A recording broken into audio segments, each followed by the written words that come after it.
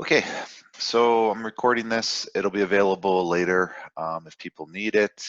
What I wanted to talk to today, it's been a couple of months since I've done refreshers. I know we do the live stream every morning. I think a lot of people take benefit from that, but I think there's just a few ideas that I'd like to pass on to everybody, mainly to do with how to backtest and how to effectively use tools to your advantage in terms of understanding the market, understanding opportunities in the market, how to anticipate the market, and how you're able to then put that all together. A lot of people will do analysis, share charts, give information, but I want to make sure people know the methodology behind doing that. I feel that there's a big gap between doing chart analysis and then actually executing. And that really comes from a confidence thing. And what I mean by that is everyone shows charts. So, when I look at a live stream or I look at sort of the analysis that's posted or provided or what people do, everyone has great analysis. Everybody's able to look at a chart and put together, okay, I'm going to take a buy here, I'm going to take a sell here. And I don't know how many people are actually executing on those ideas. And then when they do execute on those ideas, how many people are actually holding their trades effectively? And there's a lot of times people close trades early. They weren't too sure. They weren't too comfortable. Stop loss placement, things of that nature. And I think it comes down to understanding how to dissect a chart. And that has nothing to do actually with executing on the chart. What we're going to go through today is just the understanding of working through a chart. Why are we doing what we're doing, and how do we use previous information to give us future details or anticipate future movements? I think that is a big thing that as you become more experienced in the market, you start to see on and on, over and over again. But how do you get to that point? Where do we start? I think a lot of people have some ideas, but let's try and cement some logic and put some, I guess, strategies together so that people have a base of where they can start, because I find that people may just not understand why they're actually doing what they're doing. And I think when you have the understanding of what you're doing, you're going to find your confidence is going to go up, and also the way that you execute and how you execute will also go up, and it'll allow you to build on that. So excuse me. So what I've done is I've just added a random chart. And what I want us to do is I want us to go through this chart, and I'm going to show you what I do in terms of preparation for charts and how I see things. And obviously you can take bits and pieces of this if you find this useful. If you don't find it useful, you can obviously ignore it. And then what I'm going to do is I'm going to show you a little bit of, I would say, statistics, how to write out statistics, how to build out sort of a plan to attack, and then hopefully this will help you with your trading. Just we're not going to do too much. I don't want to really go through analysis in the sense of what's going to happen next week. What I want us to do is I want us to go through and figure out pieces of the charts and how we can then better utilize certain pieces of charts and allow you to then have the best opportunities at that point. So with that being said, let me just go into this chart here. So we have Euro JPY on the 30-minute. Doesn't really matter what time frame you want to use. What I'll do for this exercise is I'll take away your scrolling capabilities here so that we can go through the charts. And what I'll do is I'll zoom out a bit. And what I want to do is I just want to look at this chart as just a whole. And what I want people to start recognizing is I want people to start recognizing where opportunities lie, and then how you can take advantage of those opportunities and get away from the sense of rushing, I guess, into trades, into opportunities, and really getting better with just patience in trading. Because I think a lot of people get really nervous when they see trades happening, They really, want to execute right away, and they're not realizing that there's lots of opportunity available. So with that being said, here's a 30-minute chart. We've got this relatively straightforward. We can map this out pretty straightforward. And what you have is essentially, let's go through it rather quickly. If we were to turn around and map this out rather quickly, let's go here. Okay, so from a simplistic standpoint, we have support, resistance on a couple of levels. If we want, we can draw our lowest level. So here's our lowest level on the 30-minute, right? So we can all pretty much agree that this chart makes some sense. And what I mean by that is, you can turn around, there's multiple levels in here. You can say that this is a support level here. We can go down over here. We can say maybe this is a little bit further down. But once again, drawing support and resistance really is just to guide your eyes. It's what we're doing with support and resistance is we're just giving ourselves a sort of check mark or speed bump to say, okay, at this point, there's probably something here we should be aware of. It doesn't mean that there's going to be a change in direction. Doesn't mean that now we can go the opposite way. All it means is that we should be looking at an idea, or we should be looking to say, hey, there's probably going to be something happening at this point. I now have to evaluate what I want to do at this point. So as an example, if we are, let me just grab my tool here. So if we're looking up here as an example, right? So we have over here, a little bit of a resistance, and you've taken a trade, say, from over here, right? So we're on our way up, we're moving.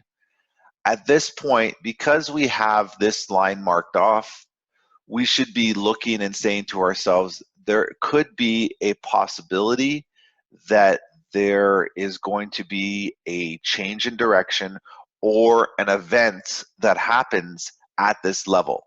And once again, this level doesn't have to be this exact line here.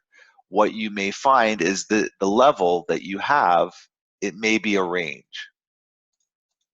So you might find that it might be, a little bit more of a range. So as you're trading, you might say, well, I think my resistance level is up here. I think my resistance level is over here. Wherever you think it's going to go, the idea is when you reach this point here, you have to start being aware that there's going to be a decision being made. So if you know that as a trader, you know that you could probably plan out a trade from, say, here to here as an example. So this space, right? Because we know as we come close to where we've drawn a resistance line, there is going to be a possible change in direction. There's possibly going to be a consolidation point. There's going to be an action there that's going to require you to think or react. And what you're trying to do as a trader is you're trying to plan for that reaction. So if I'm taking trades and I'm saying to myself at this point, I've taken an entry over here and I'm riding my entry up in this respect, and we keep moving up, that at a certain point in this area here, I have to be aware that there's going to be a decision to be made. And this is where a lot of traders get messed up. They get confused. They second guess themselves. When you know that you're coming to a decision point, you have to accept the outcomes of that decision. So if I, once again, trading, and we go through this example again, and I'm taking my position up into this level, and I know that that's where I'm taking my position. At this point in my trade over here, anywhere over here, I have to be accepting of a few ideas. I have to say to myself, okay, That could be a take profit point, right? I may move my stop loss to above break even and let the trade run if I believe we are breaking resistance. Or 3, I now just, I guess for lack of better terms, take a percentage and let the rest run. Okay, so you have a couple options there. That's probably not the best color to use, but you get the point. So when you are coming to a decision point, and you're coming to that decision area, these are things, those 3 ideas, there could be more ideas, but your plan and what you're doing in terms of your plan, you have to realize that you already have to have these outcomes in mind as you approach that area. So similar to when you drive a car and you're getting ready to go to an off-ramp, you can't make the decision at the last minute to get off the highway if you're in the left lane. It's going to be very difficult. Can you do it? Sure. If there's no traffic, you can weave across 3 lanes. Maybe people let you in, things of that nature. When you look at that and you say, okay, well, what can I do at that point?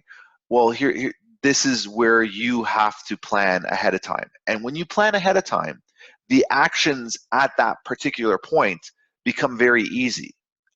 You're very relaxed, you're very calm, you're very confident because you've already planned out the scenarios. You've already mapped through the ideas. So now you just have to make sure you choose one because you already know your outcomes, right? So if we go through these 3 simple ideas, take profit. So I know once we reach this area here, I'm going to close my trade. So once we get here, I close my trade, I'm done. I don't care that the trade continues to run further up because I've chosen take profit. The next one is I choose to move my stop loss to break even. If the trade pulls all the way back down again, I'm accepting the outcome of that. I can't turn around afterwards and say, well, I wish I should have taken profit over here.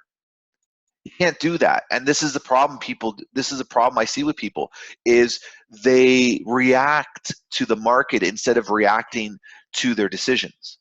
If you wanted profit, you should have taken profit. You shouldn't have moved your stop loss to break even because there's a very good chance that the market could pull back and hit your stop loss at break even or just above break even. You have to be accepting of that outcome. If you're not accepting of that outcome, you have to take profit at that point.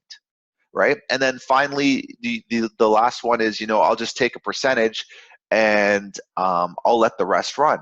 Right? So once again, you have that opportunity where, yeah, you lock in some profit.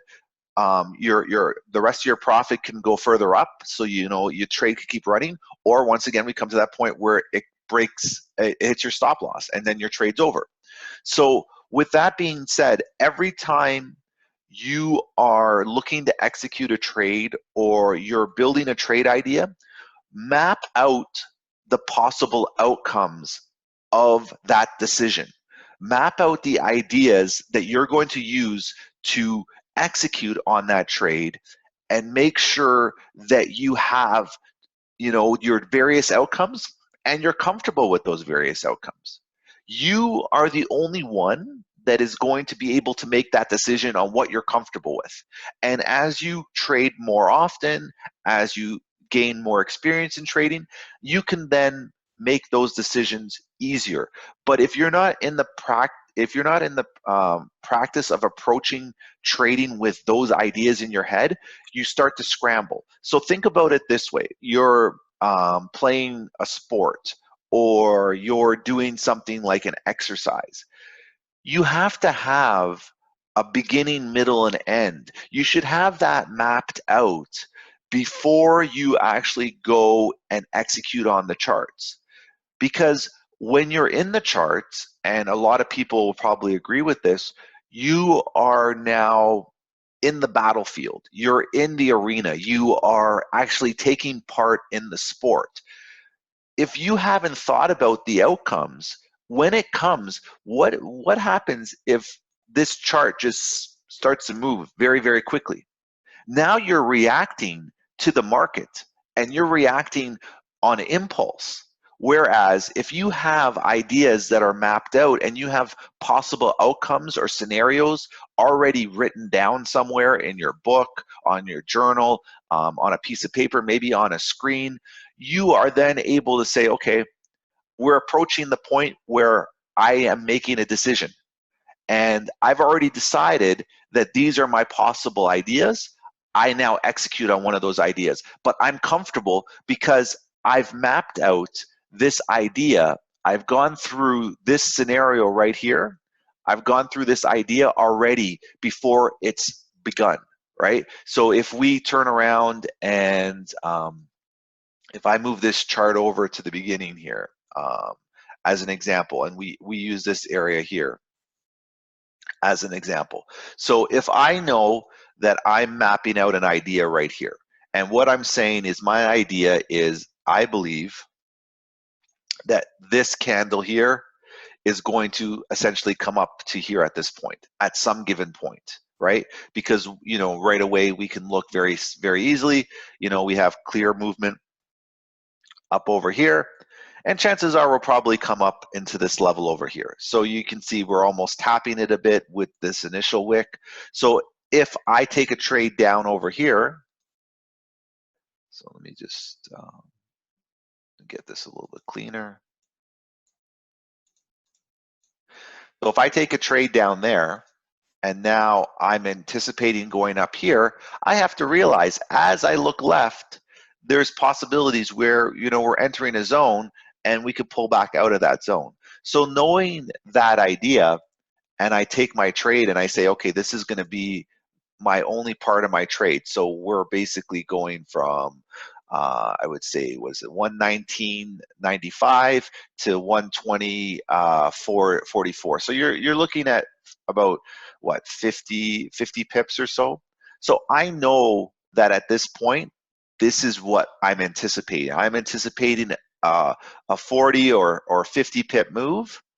I now have to make decisions, right? So using that idea, I have to turn around and think to myself, okay, what are some possibilities that I could encounter as we're moving up? We've got zones over here, you know, you have stuff over here. So we can see that there's been reactions at these levels. So if I know that, I have to be conscious of the fact that, hey, once this candle comes up over here, I may have a decision to be made, because when I see this candle move, it's tapped right into these areas, and I see that's happening. So as a trader, if I'm taking a position down here, right, we see rejection, we see that, you know, support was created, we see that this wick over here is higher now than this previous wick, so now we're starting to continue the bull run. I have to understand that as we enter that area, what are my options once again? What do I do? I can, you know, take profit at that point, right? We know that. Or I can say I want to hold up to this level, but then when I move my stop loss to above break even, as an example, say I take my trade over here, I have to be willing to accept that, you know, this particular candle here can whipsaw all the way back down and knock me out, right?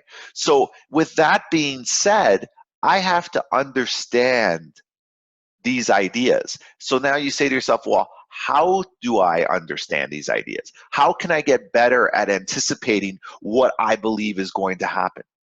Okay, so this is the question now, because everyone's sitting there going, well, it's great to be able to see a chart that's not moving. It's easy to talk about things that have already happened. How do we plan for those ideas? Well, this is what we do. We go through the charts and we say to ourselves, well, how would we have caught this idea here? How would we have caught this idea over here? How would we have caught this idea over here?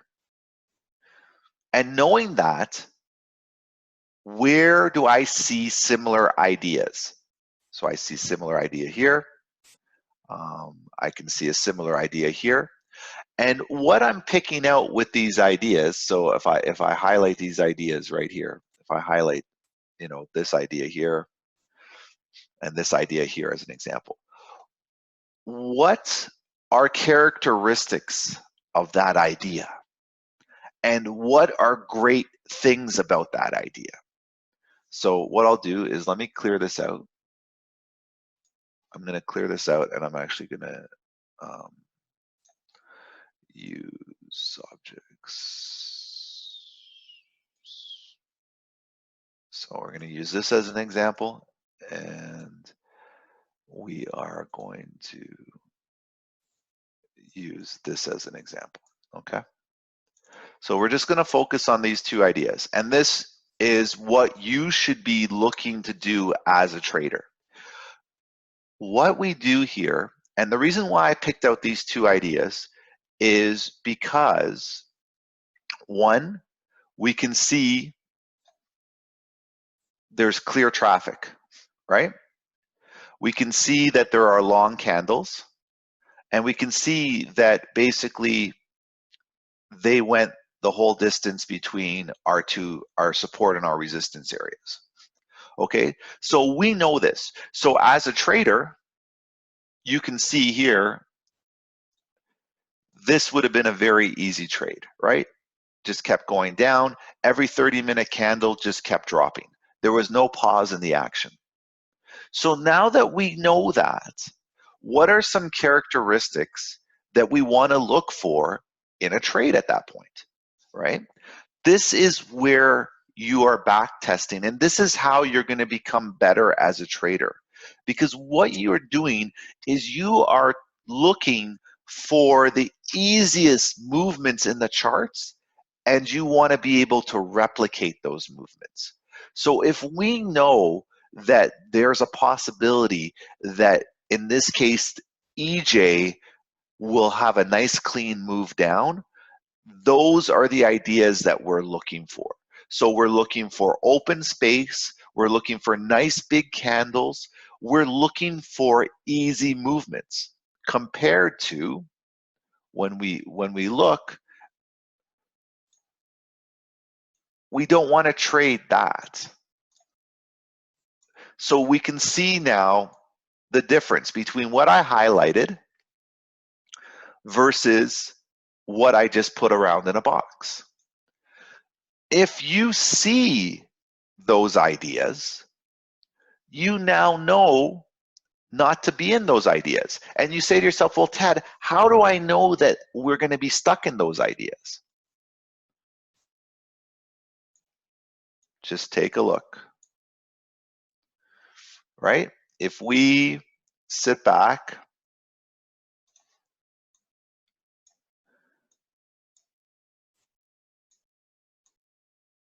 you can start to see as you go through the charts, you will start to see the same ideas over and over and over again. The difference is there's just a slight different permutation of that idea, but it's relatively the same. So if we know that the left side of the chart is historical data and that history tends to repeat itself, we can now anticipate those moves. And then you say, well, Ted, how am I ever going to take a trade if all I ever see is consolidation? And the example you gave down here only happened once, right? Only happened once. But then if we know that it only happened once, we know that at this point, if it happens again, all I have to do is put an alert over this area. I don't have to come back to this chart. If it does drop, I can put an alert in that area. Or what I can do now is I can get a little craftier and I move up to another time frame, right? I move up to another time frame where the market movement is cleaner, where I can see a little bit more information, and at that point, I can make a better judgment call. Because remember, your smaller time frames are used for execution. They're not used for analysis, right? You can't go into a 5-minute time frame, as an example here, and be like, okay, well, I think we're going up. How do you get any information from this chart? This chart doesn't give me any information. Look at if we drew boxes. Here's consolidation. Here's consolidation. Okay, we got our drop, which was in that area that we talked about, and then here's some consolidation. Here's some consolidation. Here's some consolidation. Here's some consolidation. So now, when you look at the 5-minute chart, it becomes very difficult to trade this idea, right? Because look at what you have in front of you. It's a mess.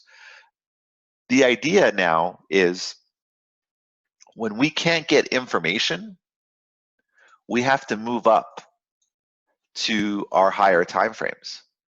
And you can start to see on our higher time frames, we get even better ideas. So if we now zoom in a bit, we can look at where we mapped out our little zones there on our 30-minute. You can see how they've highlighted that area, which the 30-minute candles did, but that was a 4-hour movement. And now as we start to move up, you can start to see how our idea of a continuation is possible. But we also now look at the characteristics of each candle on the 4-hour. What are similarities with each candle on the 4-hour? What do we see? There's always top and bottom wicks. Knowing that, knowing those ideas, once again, allows you to plan your trades better. It allows you to be more confident in the market. It also allows you to understand that as a trader, this area over here, there's a good chance that the next candle sitting right here is probably going to have a bottom wick, and then it's going to continue to push up. There's going to be some sort of bottom wick and some top wick, similar to this candle here, similar to this candle here, similar to this candle here. Just understanding those simple principles allow you to be relaxed in the market. So what do you do now? You say to yourself, okay, I'm anticipating us going back up to this level here. Why? Because I see this movement over here, and I believe that we're going to mirror that movement. I'm planning my idea. Knowing that we're going to potentially mirror that movement, what do? I wait now on the higher time frames, and I wait for this next candle here to form. I wait for it to form where we have rejection at the bottom. Why? Because every other candle that I've seen has had some rejection at the bottom. So I know already, because of that information, I should not be trying to take an order right here as soon as this candle forms. As soon as a new 4-hour candle forms, I know I shouldn't be able to do that. But then you say, well, Ted, where does that happen? That happens in your smaller time frames. So now you as a trader, all you have to do when you sit and you hunt and you do your analysis is drop into your smaller time frames and say, okay, perfect. Knowing that this candle here, as an example, was the last 30-minute candle of a 4-hour candle, we know now that there's possibly going to be some sideways movement. Why do we know that? Because your 4-hour candle needs a wick. Why do we know our 4-hour candle needs a wick? Because we've back tested and we've done analysis, and there is a, I would say, 100% probability that we're going to have a whip down. Just based on this 4-hour chart, I don't see a candle here, maybe my eyes are deceiving me, that doesn't have a wick somewhere at the bottom.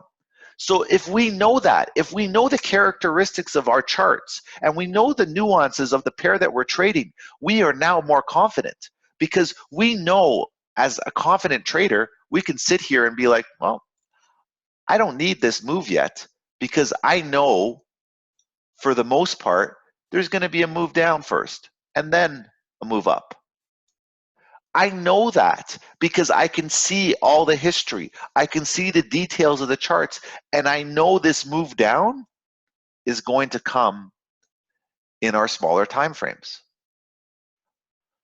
Our 30-minute, our 15-minute, even the hour time frame, we know we're going to have a bit of a pullback. So if we know that information, we can now plan accordingly, and we can say, hey, the first hour, the first 2 hours of a 4-hour candle are going to be a little bit shaky. So I can sit back and wait. And more importantly, I can now set a price alert for above here to go further up. And what I can do now is I can turn around and I can go into my 4-hour chart and say, at this point, this is my area that I want to gather. This is my trade idea. This is the potential pips I can grab. So if I turn around and I calculate, I say, okay, from 120.22 all the way up to 126.08, you're looking at 34 pips, right? So if I know that there's 34 pips of movement available, I know at this point I can do my math, and if we have the range of 34 pips, I know I'm not that great of a trader, so I can do some simple math. And I can say to myself at this point, if I do some simple math, I can say, okay, 34, let me do this probably, 34, maybe I get, on the downside, I get 60% of that move. So I'm going to get 20 pips out of that move. So if I want a 4-to-1 risk to reward, I need a 5-pip risk with a 20-pip upside, right? And that's 60% of the move. What if I only want to get 50%? So all I do is 34 times 0.5, it's half of that, 17 pips. So I start to calculate, and I can calculate within that range because I know over here, this is just a guess. This is just an estimate. I'm going on history on the basis of this is where we're going to go. I also understand that we have somewhat of a resistance here, so that could play into it. So maybe we don't get up to the 600s. Maybe we only get up to the 40, up to 40. So now I adjust again, and maybe it's only a 20-pip move. So with that being said, my risk to reward, I have to map that out. So at that point, if I'm only going to get 20 pips, I know that if I have a 5-pip risk to reward, more than likely I'm going to it's going to be a 4-to-1 risk to reward if I put a 5-pip stop loss with a 20-pip take profit. So understanding these ideas, it allows me to then be confident in my analysis and not worry too much. So then you say, okay, well, Ted, that was great. I'm going to take a buy on Euro JPY on Sunday night, and it's going to go up to this point where you said it was because you know what you're talking about. And I say, well, hold on a second. Take a step back again and understand, where did this movement come from? And how does this movement correlate in the past with previous movements? So now we're taking a step back. We're going deeper into the charts, and we're trying to figure out, this movement happened on a Friday. This movement happened towards the end of the month. So now what I have to do when I'm back testing is I have to say, how many times has this Friday movement carried over into Monday? And how many times has this end of the month movement carried over to the new month? Now, do you see how you start expanding your mind, and suddenly now you're putting pieces together like a jigsaw puzzle? Just because this movement happened on Friday doesn't mean this movement is happening on Monday. Because what is Monday? Monday is the new week. So now what do we have? We have a new weekly candle. Now when we go and back test, let's take a look at our weekly candles. Oh, well, shit. The last 3 weekly candles have all had bottom wicks. We've hit the top of a weekly range over here. So now looking at this idea, is it valid anymore? Maybe not. Do you see now what you're doing is you're putting together a story that just because you think that we're going to another resistance level doesn't mean that it's going to happen, because now we've added a variable into trading. We've added a different idea because it was Friday, it was end of the month, it was end of the week, and now we have a reset for the following week. So maybe this move that you're talking about right over here that we were looking to go up through is not going to happen on Monday, because what we're going to happen is we're going to get a wick. So what's going to happen on Monday? We're going to get a drop down. So now all the buys that you were trying to take over here are invalid. They're invalid because of the fact that you did not put together the rest of the story. You did not think further ahead of why this was happening and what is the possibility of this happening again, because you missed this minor detail. We're at the end of the week. We're at the end of the month. So now you say, well, Ted, you've confused the hell out of me, because how am I ever supposed to trade? How am I ever supposed to trade, and how am I ever supposed to execute if I have to watch every single time frame? No, you don't have to watch every single time frame. You have to understand how the market works from a holistic view.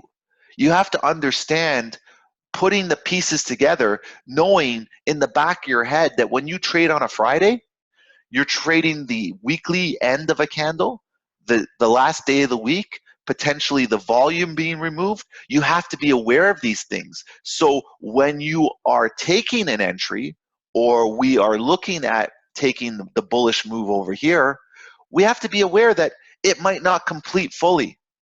So this is another variable. So when you look at trading and you look at these ideas, you say to yourself, okay, well, you know, Ted, now you've really got me worried, because Monday, I don't know what's happening.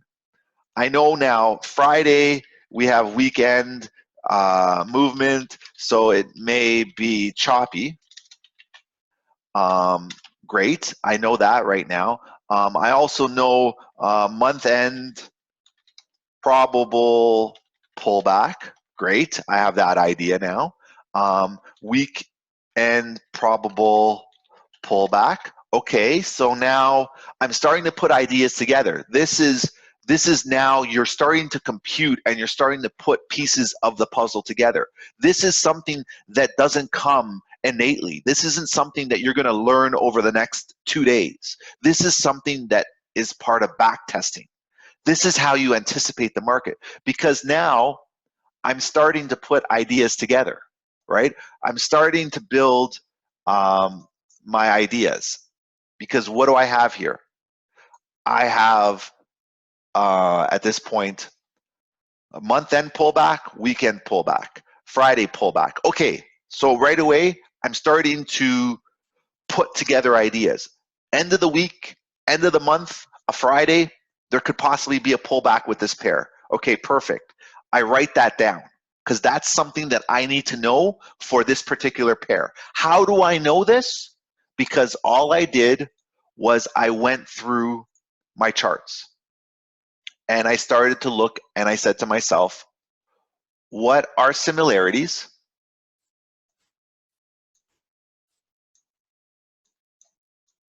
that I see on a consistent basis, right? There's always wicks down, there's always wicks up, right? So the fact that I know that, I would say 20% winning the battle, because I know that, hey, this pullback is going to happen sometime. There's going to be a pullback.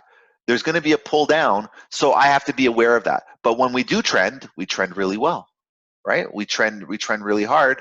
We trend really well at this point. You know, we trended really well here. So I can anticipate that. Understanding where we trended is very easy, because now what you do is you say, okay, this area over here and this area over here mirrored. This area over here mirrored a bit. You know, we can turn around and look, okay, this candle moved up, this candle moved down, okay. Just getting ideas out of what's happening. But more importantly, we can now start to anticipate, and we can look at this chart just as an example, because we pulled it up and we started working on it right away, and say, okay, I don't like this chart. I don't like this, because honestly, what the hell is this? This is horrible. How can anybody trade those daily candles that look like that? That is gross. We don't want that. So we turn around and I don't know, maybe we'll look at you know, another pair as an example. Maybe we go through and see something else that we can go through. So you know, we turn around and look at maybe over here. Maybe we look now at AUD USD on the daily, maybe the 4 hour, maybe the weekly. We start to look for pairs that are cleaner with their movements, right? We start to look at ideas that are cleaner. Maybe we turn around and we look at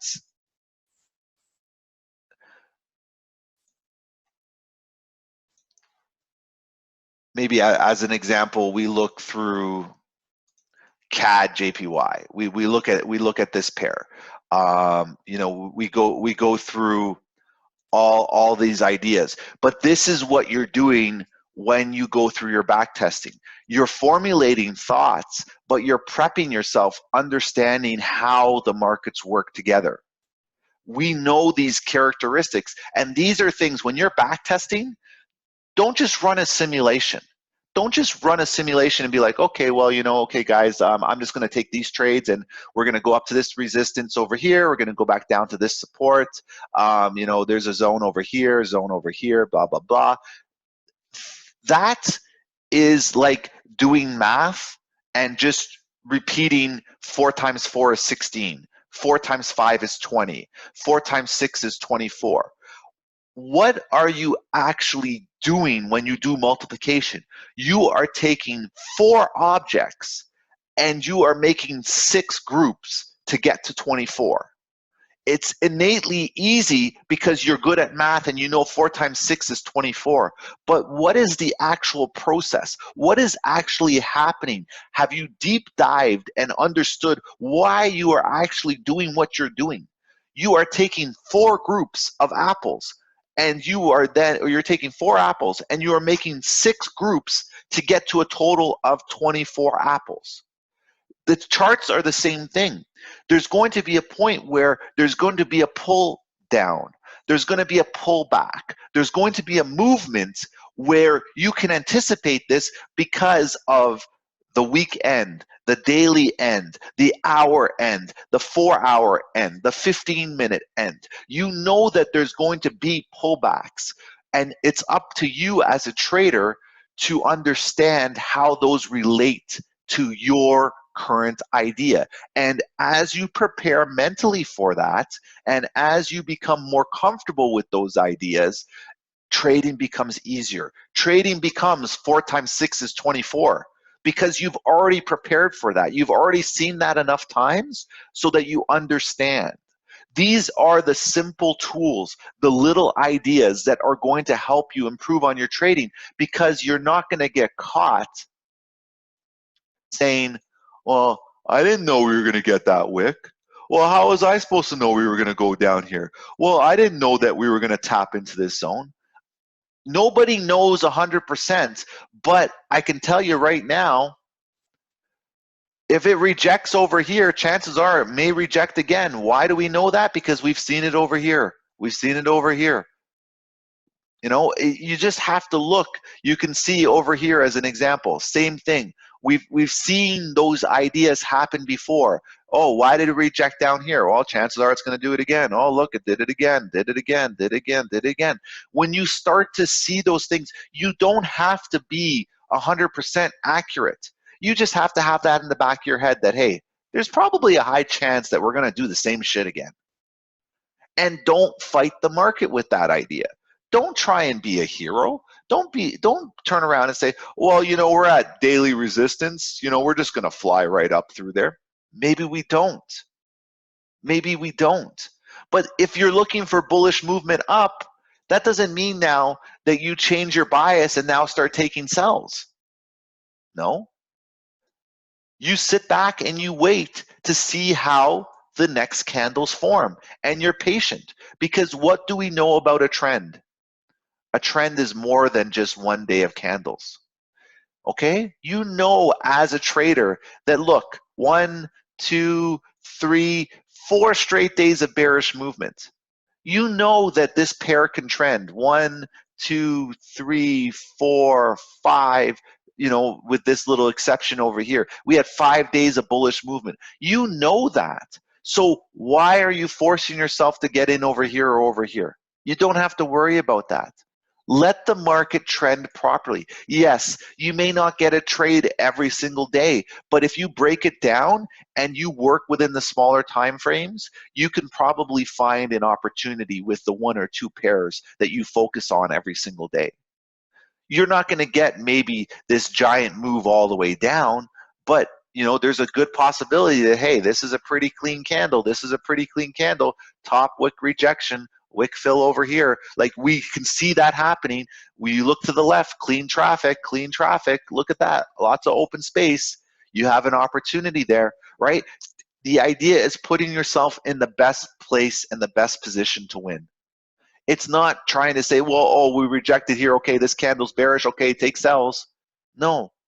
It's not that at all. It's mapping this idea out.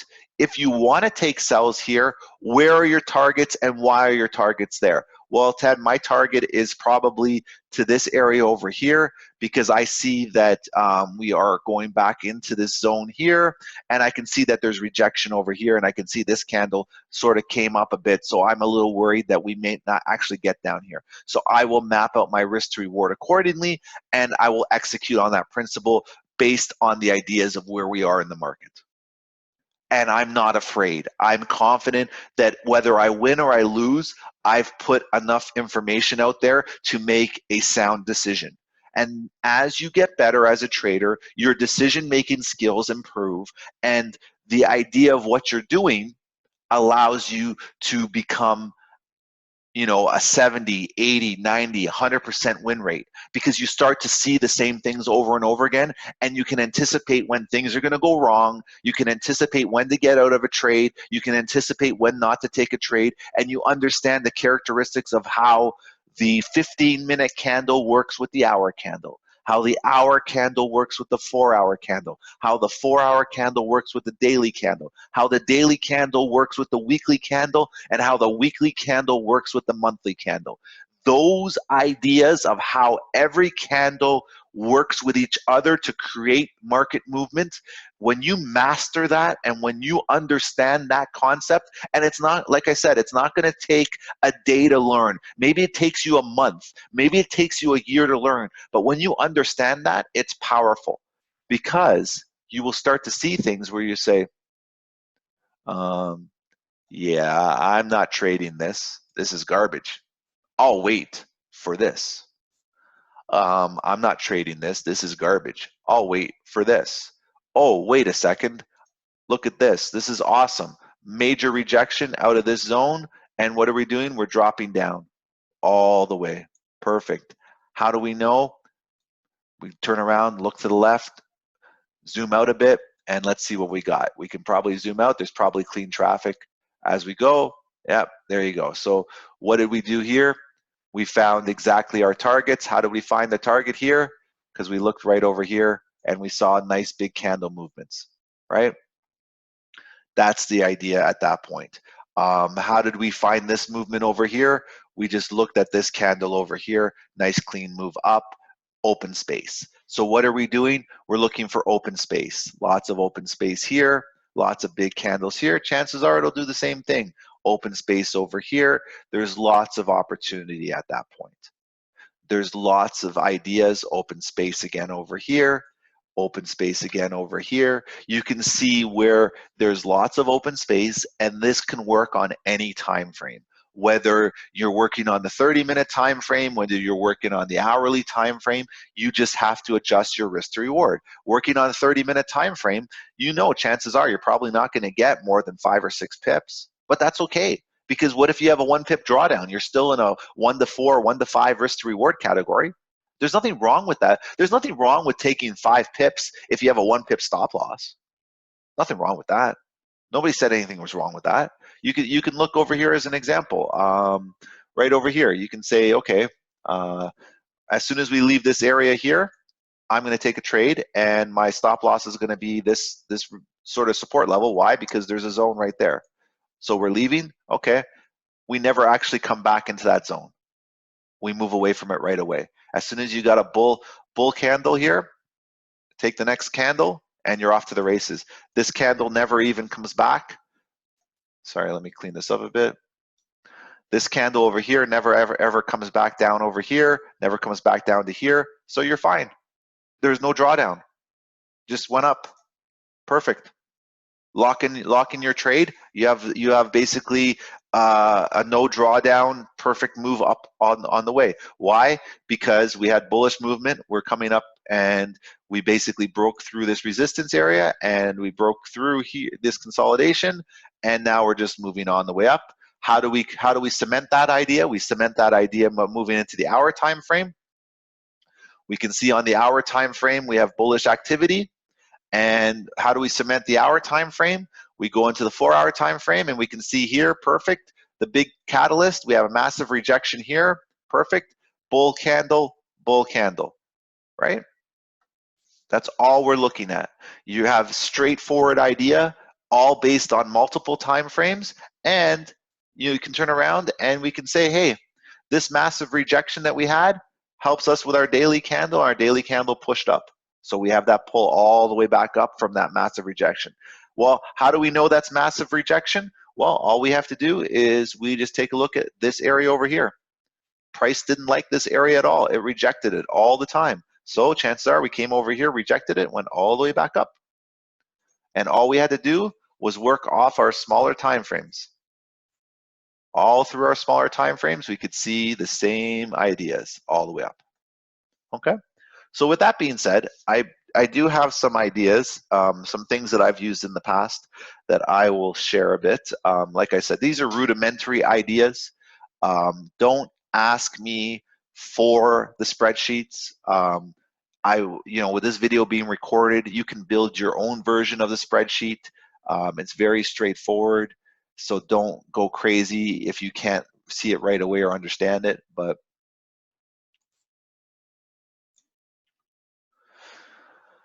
what I did was I did something like this. So here's sort of a simple Excel spreadsheet. And what this allows you to do is it allows you to improve your journal a bit. And what you can do is you can extrapolate information, and maybe you already have this and you say, Ted, you're not teaching me anything new. Maybe you don't, but you'd start off maybe with this, simple journal. Time you've traded, the time of day you traded, the time, the day, the pair, and the outcome. Did you win? Did you lose? Blah blah blah. And then what you could do is each week map out what happened, and as you continue through month 1, month 2, you probably start to see some interesting stats that will help you with your trading. Maybe week 1 and week 4 are shitty weeks for you to trade, and weeks 2 and 3 are your good weeks in the month. So now suddenly all you have to do is show up for these 2 weeks and be a little bit lighter on these weeks. As an example, I knew in my trading that trading on Friday, oh, that's not good. Trading on Friday for me, I lost the most amount of money. I had the most problems trading on Friday. So now when I trade on Friday, I'm very, very cautious. If I don't see anything super particular, I don't want to be a part of that. I've known that. And what you can do here on this graph or this chart here as an example is you can add things. You know, was there news that day? You know, was that affected? Well, you know, start adding things to your journal so that you're able to then say, okay, at this point, the reason why this trade sort of didn't go well is there was news event that sort of moved the market. So that trade was, I have to be aware that there was a news event at that time. But the more that you journal, the more that you write out these ideas here, the clearer your stats are going to be, because then you have actual data that you can scrub, and the data that you can use, you can say, okay, now I can redo my plan, right? I can redo my plan. I can say, okay, no trading on Fridays. I need my overall win rate is 65%. My average return is 2.5%, right? So when I start looking at these ideas and I now have actual data to support what I'm doing, when I build out a tracking plan, I can say, okay, based on what I've been doing, I'm starting off with $500. And I know that I'm only averaging 1 or 2% a day. So I know at that point, I can only risk, I don't know, 0.5%, or sorry, I can only risk like 1%.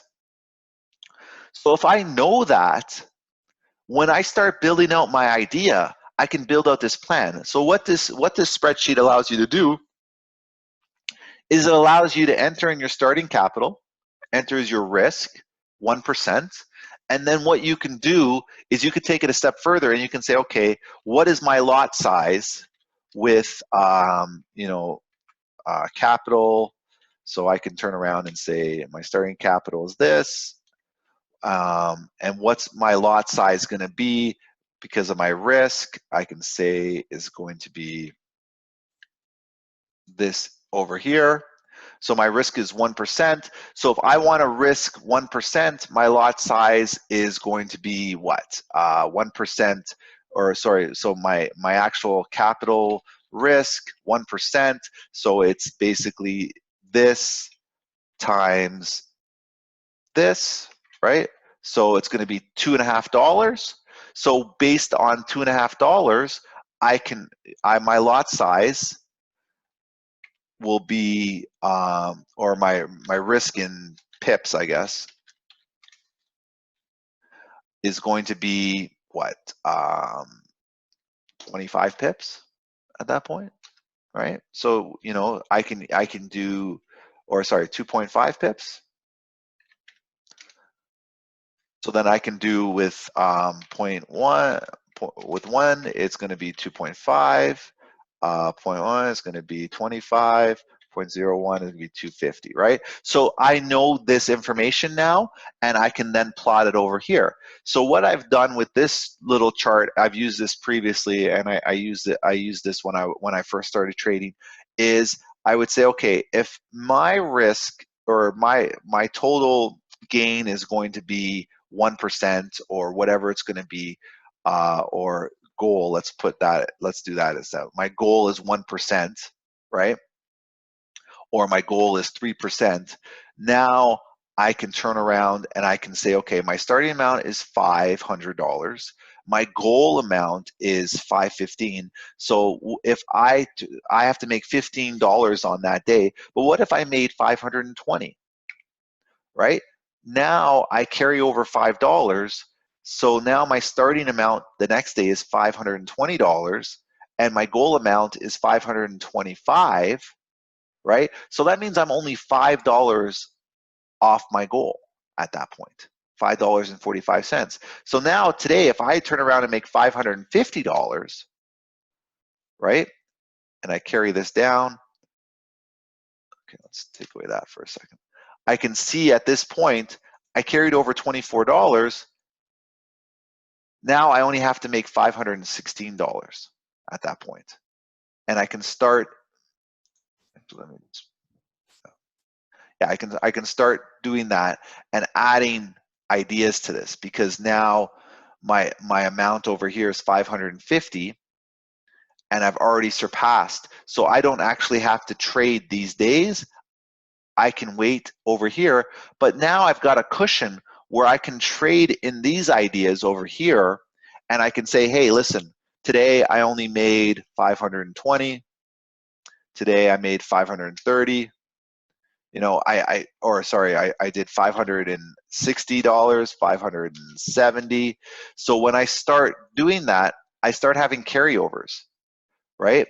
And as I start to carry over, now I have room to play with, so I can risk a little bit more at that point, because my goals don't have to be that high because I've already done more amount, right? Whereas here, as an example, if my actual is only 525, now you can start to see where it starts to shift a bit. And here, as an example, my goal amount's 540, so I did 539. I didn't do it, so now I have a little bit more to do the next day, and vice versa. So this keeps you on track, doing a 3% risk at that point, and as you keep building it up, you're able to then manage this. And what if I have a losing day at this point, right? I start again. I pull back a bit, and then I have to start back again. But the idea is it keeps you on track where you can say, hey, 3%, that's what I'm looking to make. But where do I get that number from? I get that number from my stats. I can't do 10% a day if I don't have, over the last 100 trades, whether it's demo or live, if I've never done 10% in a day. Like, what you should be doing is, if I'm only making, on average, if I turn around, my average return is 2.5%, my goal sheet, this tracking sheet, shouldn't be 2.5. It should be like 1. Like, why are you killing yourself? If your average win is 2.5%, your average win is 2.5%, how the hell are you supposed to do a 5% goal? It makes absolutely no fucking sense. So and to say that you want to do 2%, no, drop it down to 1%. Drop it down to 0.05, like 0.5%. Do what you need to do to make sure that you're profitable. Like, that's the bigger problem, is people are trying to be better than they are. Don't kill yourself. If you can only do 2% in a day, don't try and do 5. Do 1. Do 0.5%. Because when it comes to this area over here, when you actually start doing this, the goal is achievable. You're able to complete things, and you're able to feel a lot better about yourself. It's like going to the gym. If I can't lift 300 pounds, why am I even looking at 300 pounds? It's just gonna discourage me from trading. It's just gonna make it difficult, or discourage me from lifting weights. Sorry, because I'm gonna be like, I'm never gonna get the 300 pounds. Of course you're not, because all you do is stare at it. But if you can lift 100 pounds, why not just turn around and lift 100 pounds? Lift a little bit less, but get the form right. Get your strength right. Get everything correct first, and then start to accelerate. Because maybe one day, like you say, you have a banner day and you do 15% in one day. That covers your 1%. Huge. But you didn't put yourself out there to do 15%. You put yourself out there to do 1%, and you just happen to have a really good day in the market. Like, leverage your abilities, but also be honest with yourself. Okay? Really understand that, and be understanding what you're doing, and understand your limitations. It doesn't mean that you can't do more than 1%, but why kill yourself? Yeah, of course. This is going to take forever. This is going to take forever. You're going to be at this for months. But you know what? You're not losing. You're not discouraged at that point. If you're making $5 a day, $10 a day, yeah, it's not the greatest. You're not pulling steak dinners, but what you're trying to do is you're just trying to put yourself in a position to win. And as you win more, your confidence grows. You're going to start to see more information in the market. Your stats will start to change. You'll start to see this improve. You'll start to see your outcomes improve. And then your average returns will go up, and then you can adjust your spreadsheet. That's basically what you're trying to do. Is you're trying to crawl, then you're trying to walk, then you're trying to run, and really leverage that idea and leverage that information. So hopefully this little refresher gives you a different mindset in terms of what you're trying to do in your back testing, leveraging tools that you can build yourself. This Excel spreadsheet, I just made up. You can make your own spreadsheet. It's not hard. I mean, if you need a quick course in Excel, you can put that there. Your starting amount, you can drag from here. So all you want to do is, if you want to put your starting amount, you can do this, equals, and then you click on this, and there you go. It highlights that cell, C4. Your goal amount is a simple calculation. It's your starting capital and then multiplied by your goal percentage. It's a simple percentage calculation, 1 plus the percentage, and that gives you your goal amount. And then your actual you type in, and your carryover is your actual minus your goal. That's it, E9 versus D9. So like if we look, this spreadsheet, there you go. That's all you're doing.